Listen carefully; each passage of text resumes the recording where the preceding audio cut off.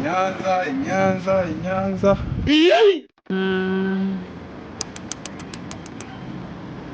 Ramurara buriya bwisa bw'icyango vuba. Jesus is love.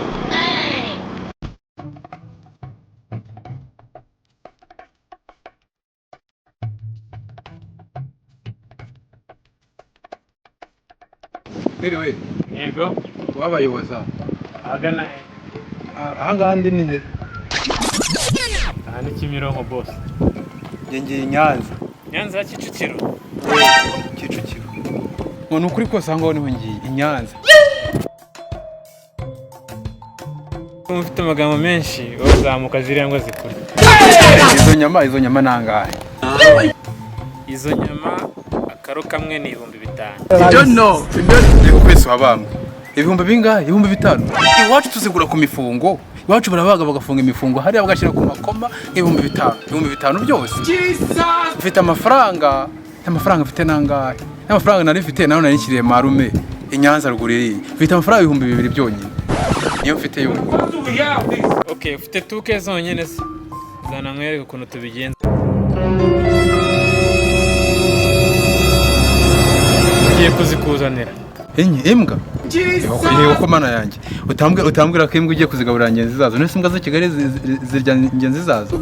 Izi n'ibindi. Ndiko mufite amagambo menshi. Wowe ba wicaye hariya. Yaje nzikuzanira. Sibyo? Baba we utambwira. Mama yarambwiye ngo sinzigiye nizera abantu ntazi. Wamfasha tukajyana kuzana izo nyama.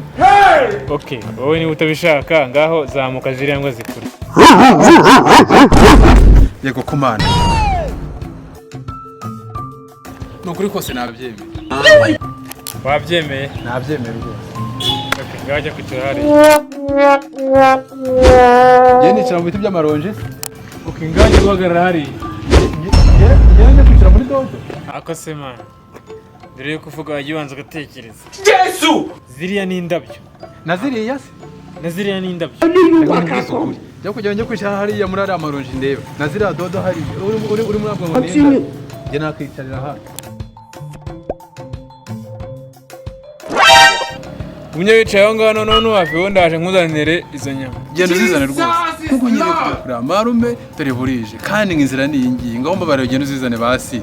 Ndebe ko natambuka nkagenda. Ibeshye ugende. Ntuva aho ngaho. Sibyo? Nukuri kose nanjye sindi bugende pe.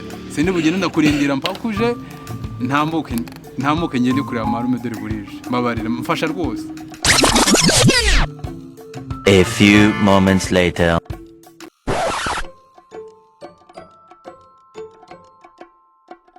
Few minutes later. Semana umuntu ko yatinze kuko umwuka byaramwe. Cyane ibya bintu by'i Kigali njya numva ngo baratubura. Ese wese uri batubura bati ariko ashobora ayo makuru yajyanye.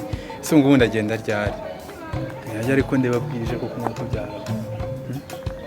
Bije pe uyu muntu rwose uyu muntu simbizi sinzi.